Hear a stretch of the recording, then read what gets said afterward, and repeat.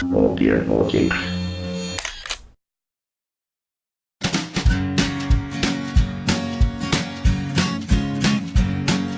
The Pope takes a poop and the President too, and the fancy pants banker in his three-piece suit, the big fat general and all of his troops. The truth of the matter is everybody poops.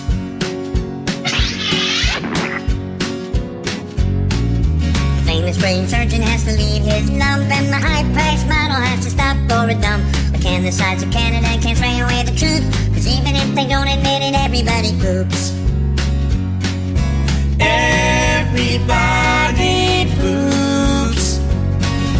Everybody poops.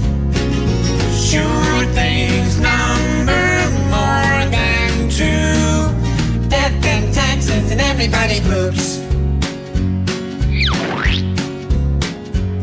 Some days it's easy, other days it's hard, but if your system's working, thank your lucky stars. Nobody talks about it, not a word is said.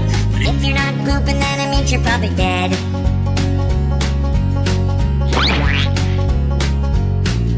The destitute and homeless have to do it, it's true, but even all the wealthy people gotta make do.